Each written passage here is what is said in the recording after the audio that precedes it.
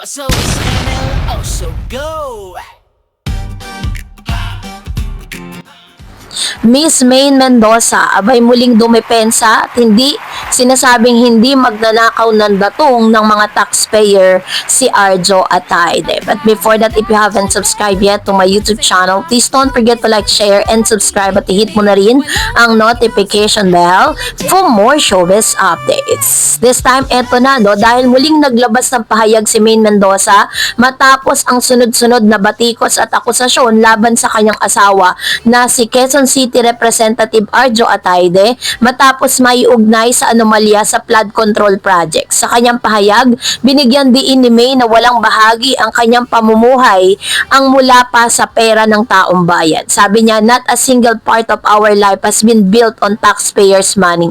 Everything we have comes from years of works and savings. We pay our taxes, we pay them truthfully because we respect the same system we are accused of betraying, sabi ng aktres. Anya pa, I will never accept the narrative that accuses us of stealing and living off taxpayers' money. That is not who Arjo is. That is not who I am. And that is not who we are. No amount of noise and accusation will ever make it true. Iginiit din ni Miss May na kung guilty nga ang kanyang asawa ay hindi niya ito dedepensahan. Sabi niya, and if Arjo did anything dishonest, if he will truly guilty, I certainly wouldn't defend him and cover for him. Accuse him of other things if you wish, but not stealing from people. That is one line he has never crossed and never will. Nanawagan din sa publiko na hayaang umiral ang due process at iginiit na lilinisin ni Atayde ang kanyang pangalan sa legal na paraan. Remember the three sides to every story. Their version, our version, and the truth. And we are confident that we stand on the side of the truth. Arjo has nothing to hide. He has never been guilty of stealing. Patuloy pa ni Maine, I'll end this with this. Not all politicians are corrupt. Some are just convenient targets. The real billions are celebrating quietly in the shadow. So ganito po katindi ang ilan sa mga salitang binanggit nitong si Miss Maine Mendoza sa kanya pong pinakabagong tweet or pinakabagong post sa kanyang social media, no? Talagang sabi nga, kilala naman natin si Miss Maine Mendoza. Pag alam niyang mali, hindi niya po yan didepensahan. Yan ang ilan sa mga sinabi niya sa kanyang social media post, no? Kasi parang sa ngayon ay grabe po yung mga backlash na nararanasan ngayon ni Maine, maging ni Mr. Arjo Atayde, maging ang ilan sa mga luxury items na nakikita po dito kay Maine Mendoza, maging ang kanilang kasal ay talagang pinagdidiskitahan na rin ng mga netizen.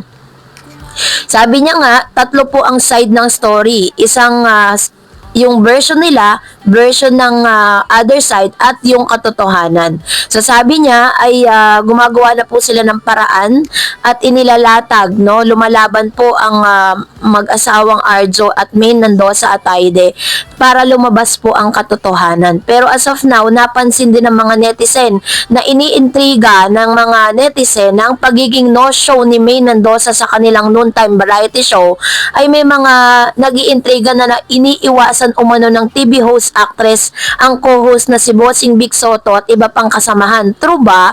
May mga nang uurod pa na iwas pusoy umano ito. Nung nakaraang araw kasi ay nagbiro si Joey tungkol sa flood control projects kung saan tahimik lang at hindi makapag-react umano si Maine. Ito ay kahit sinasabing hindi live ang kanilang show, itong ilan sa mga komento ng netizen sa pag-absent ni Maine sa show. Parang magang eyes niya kahapon. Napansin ko rin yan noong opening. Bakit kaya siya absent? Bay iniiwasan ba siya? Ang saya niyan, anak ni Vic si Biko, si Maine asawa ni Arjo, tapos si Tito Sen, alright. So ganito nila parang pinagdudugtong-dugtong yung mga pangyayaring ito. Ngayon, lumabas tuloy ang isang dating ng video ng nitong si Mamu na kilala sa mga prediction, ay Hindi ako sure paano trabaho nito, pero pwede Si tulong. artista yan, Pwede siyang tulungan sa pagsubo. anong klase pagsubok kapag Pera. Pwede masangkot pangalan niya sa usaping pera. Ingat na lang siguro. May stressful yung 2025 niya, na parang didibdibin din niya. So kung anak, wala akong nakikita eh. So siguro ito sa 2025, pag dumating to, magiging tahimik lang sila. Kumbaga haharapin niya lang to, parang patutunayan niya na parang hindi siya sangkot. So sa madaling salita, itong cards na to, pwede siyang masangkot sa mga corruption na issue. Malalampasan niya naman. Malalampasan naman niya. So magiging tahimik lang siya yung pakikipaglaban hanggang sa maging maayos. Okay, very good. Alright, so, Alright. Sa prediction ni Mamo noong December 2024, tahimik na haharapin ni na Arjo Ataide at Maine Mendoza ang pagsubok na darating sa kanila. Dalawa naman nilang haharapin and matatapos naman kung sakali. Kasunod ang pagkakabanggit ng pangalan ni Arjo sa controversial na flood control program, binalikan ng kilalang tarot reader na si Mamo o Gloria Escoto sa tunay na buhay ang kanyang prediksyon sa panayam ni Romel Chica. Na kanyang Facebook post, nirepost ni Mamo clip kung saan mapapanood ang prediction niya kay Quezon City 1st District Representative Arjo at asawa niyang si Maine Mendoza para sa 2025. Ang interview ay na-upload sa YouTube ni Romel Chica noong December 24, 2024. Hindi ako sure kung anong trabaho nito ha, pwede siyang dumaan sa pagsubok. Ito ang panimulang pahayag ni Mamo nang tanungin siya tungkol kay Arjo. Ayon pa sa kanya, tungkol sa usaping pera ang magiging pagsubok ng 34-year-old actor politician at pwede siyang masangkot ang pangalan niya sa usaping pera. Kaya naman, babala ni Mamo, ingat na lang siguro, magiging stressful ang 2025 niya na parang dibdiban niya. Patuloy pa niya, kung anak, wala akong nakikita eh. Siguro sa 2025 kapag dumating to, magiging tahimik lang sila. Kumbaga harapin lang niya ito at patutunayan niya na hindi siya sangkot. Sa madaling salita, itong cards na to ay pwede siyang masangkot sa corruption na issue. Sa kabila ng pagsubok na ito, malalampasan niya, magiging tahimik lang siya kung pakikipaglaban hanggang sa magiging maayos. Patungkol naman kay Maine, sinabi ni Mamo dahil mag-asawa sila ay magiging apektado rin ito. Sa huli, muli niyang inulat na malalagpasan ng mag-asawang Arjo at Maine ang pagsubok na ito. Pero dalawa naman daw nilang haharapin ang matatapos kung sakali. Pero tahimik nilang haharapin pareho pagkatapos nito.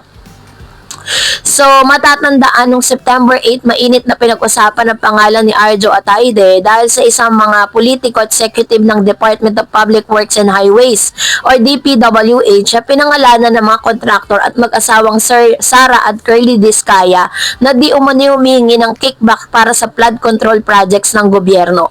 Meron itong itinanggi ni Arjo sa pamamagitan ng statement sa kanyang Instagram story.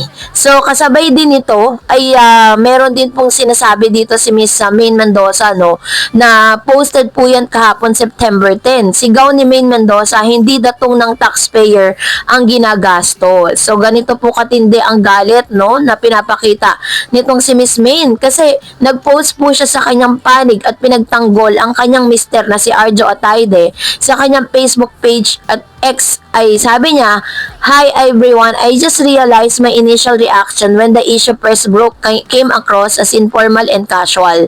Felt to need to speak out immediately after hearing the news and listening to Arjo's side regarding the alleged involvement. Forgive me for speaking up again. This time I know it may be wiser to stay silent while the investigation is ongoing, but I cannot let my last tweet be my only statement."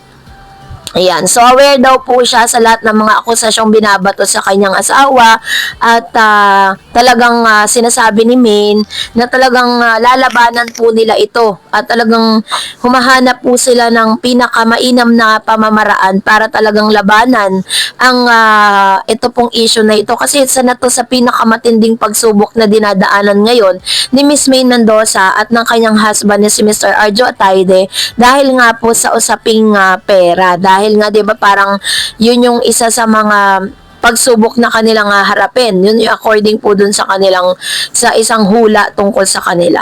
So anyways, tapos nga nito, alam ko pong yung kung inosente naman talaga si Mr. Arjo Ataide ay malalagpasan niya ang lahat ng ito. So that's it for today. For more videos and updates, please don't forget to like and subscribe and please don't forget to follow my Facebook page, Dar Eds TV. God bless everyone!